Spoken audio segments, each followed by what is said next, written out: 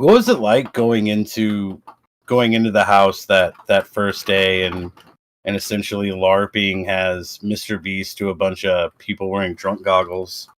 Well, I try to take it as professionally as possible. I just try to go in there and do my thing.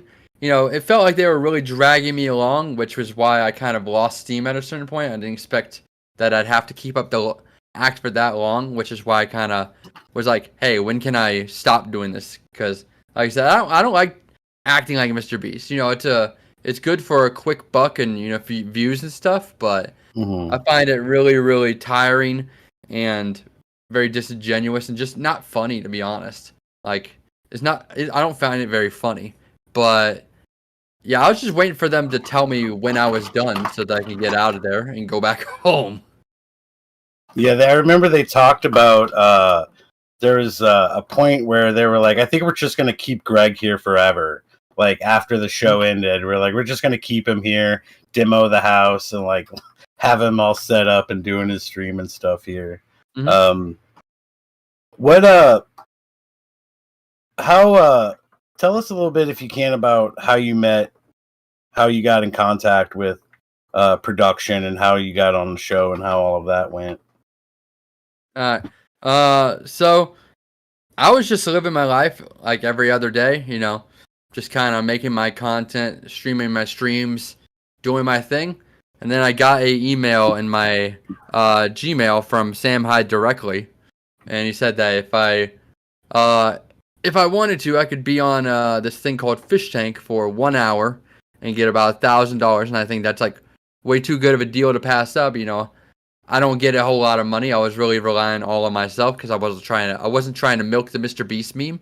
Maybe I should have, but I was like, okay, I gotta take this. So I did a little bit of research, but the research I did clearly wasn't enough because I missed every single part that showed what Fishtank actually was. So me personally, I was going into Fishtank thinking it was kind of like a Jackass / Fear Factor type thing. What were when you realized that you were gonna stay or you were actually gonna be there? Who did you like? Who did you form like a kinship with or like a bond with outside of like? With the contestants, like outside of production, like were there anybody that stood out that you still speak with today? Obviously, Jimmy, because you guys did False Hawks together. But was there anybody else that you still keep in contact with? I try to, but the streaming and the content and stuff is pretty fickle. Like some people are dropping off, some people are just getting on. But in terms of the people that I dealt with directly, I'd say that my closest people are TJ, Brian, Trish. I like Jimmy. I like Taylor. Let's see who else. Frank's one of my closest dudes. I'm hoping to visit him at some point because I have so much content money and stuff lying around. Like whenever I can pay my bills, I like to put content money off to the side so that I can make cool streams.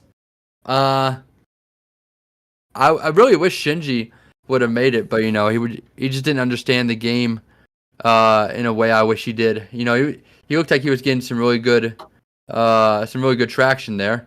Yeah, but he fell off. But no, I like Shinji a lot too. Shinji was cool. I think the toxic side of the community, the trolls of the community, got to Shinji. He would make so much money at nighttime just sitting at the bar and just answering TTS questions.